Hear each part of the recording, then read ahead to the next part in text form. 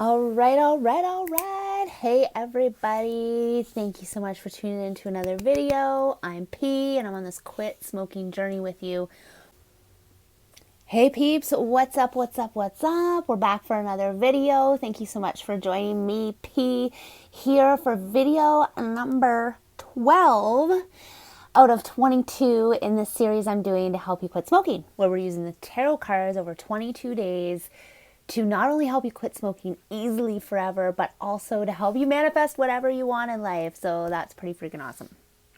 So over these videos, every day I'm showing you another card from the major arcana, and we're using that as inspiration for where you are at in your manifesting journey and how to shift your mindset so that quitting smoking becomes easy and manifesting things you want and living big dreams also becomes easy, and you no longer have to feel stuck and annoyed by life. I was lucky enough to discover this book by Allen Carr, and I'll pop a picture up here. And it changed the game for me. I was a super addicted smoker, loved it, but knew I had to quit. And this book was a game changer. So I thought, to go with that, I think you should really read that if you're trying to quit smoking. So if you want to get all the videos, you have to hit the notification bell. So please do that and subscribe to our channel, because after quit smoking, who knows what other cool shit I'm going to do. So please stay tuned.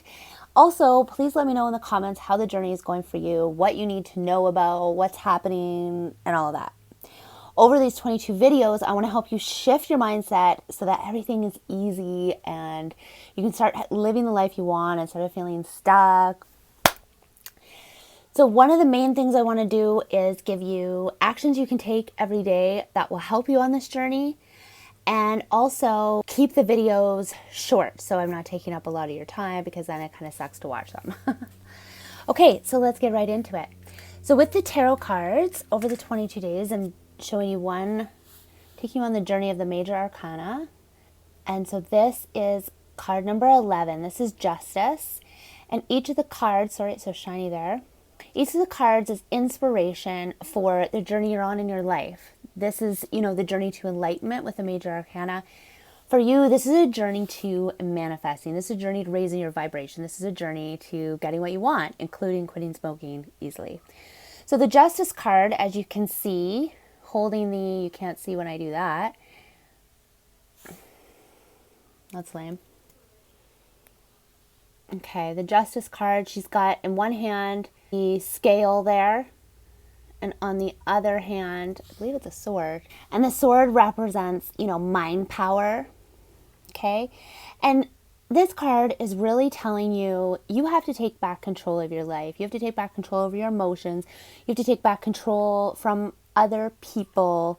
You make your own justice. You make your own fairness. And a lot of people get stuck in life being fair and what is happening to them and what other people are doing and the roles that other people play. And they get caught up in everything has to be fair. They get caught up in asking others before they decide what is right in their life, weighing out other people's needs more than their own. You have to create, the balance and the flow in your life for you. You have to set the boundaries that you need other people to follow. You have to contribute in the ways you want to contribute. And if you feel stuck and you feel unsatisfied, if you can't find your passion, if you're unfulfilled, then it is about finding your flow. So this card reminds us that it's up to us to figure out what that is. It's not just going to happen for us. We have to create our own flow, our own balance, and our own justice in our life. And that has to be regardless of what the people around you are doing.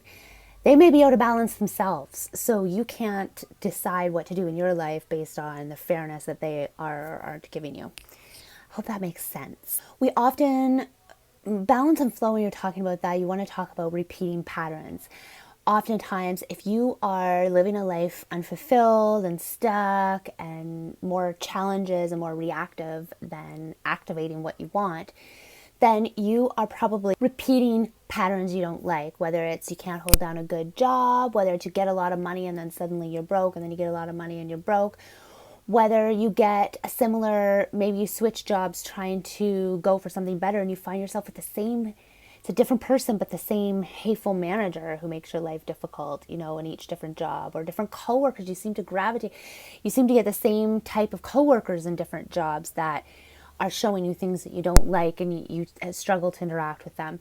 There are different things. Maybe the relationships that you go through, you can see if you look at them, which is going to be today's journaling exercise, that these people that you keep falling for have these similar traits that make you feel XYZ way and force you down these paths.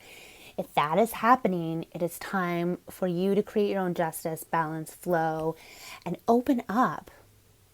Your soul needs to give and receive if you want to really activate manifesting everything you want.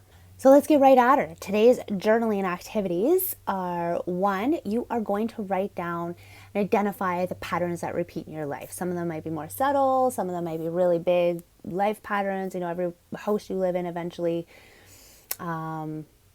gets a flood or something crazy like that. Your cars always break down in the same way, whatever it is. There are areas in your life where patterns are repeating if you are not fully in touch with your flow. So I want you to identify them, write them down. Let's find out what they are, see them. And then the second thing you're going to do is decide what limiting beliefs might be contributing to these patterns. So identify some limiting beliefs you haven't already, and then try and see where they fit into how they could be creating these patterns for you. Either in the next video or soon, I definitely want to talk about the different human needs and how these limiting beliefs fit in. But that's, I think, just identifying that and seeing where you think they fit in at this point is going to be perfect for today's journaling activity. And I'm going to read a little bit from the book from you, a part that I really like, because I think that is always a cool thing to do, just to give you a taste. Remember, I'm not making anything off the book. It's just that good that it is worth telling you about. Okay.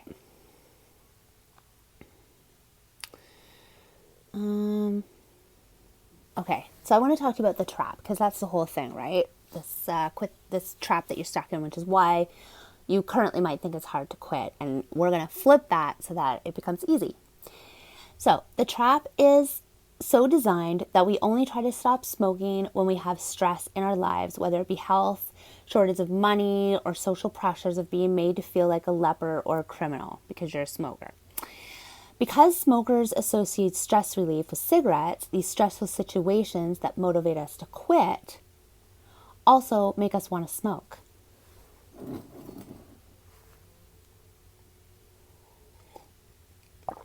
Dang. As soon as we stop, we have more stress in our lives because we want a cigarette but can't have one. So that's what's going to happen if you quit. Previously, we relied on a cigarette to relieve stress, but now we have to do without. After a few days of torture, we decide that we have picked the wrong time to quit, and we must wait for a period when there's less stress. But as soon as we have less stress, our reasons for quitting also diminish. Of course, that perfectly stress-free time never comes. As we leave the protection of our parents, the natural process is to set up a home, find a partner, build a family and career, and so on. And we perceive these things to be stressful, but they're really just part of growing up and becoming adults. And this has to do with seeing your life and seeing that you are in control, and that life doesn't have to happen to you. You create the fairness, you create the good, the bad, and all of that. And as soon as you can get in touch with these limiting beliefs and release them, you will start manifesting a better life and see that more clearly. But you kind of have to believe it first and trust that it's going to reveal. A lot of people think that problems are stress and problems are bad.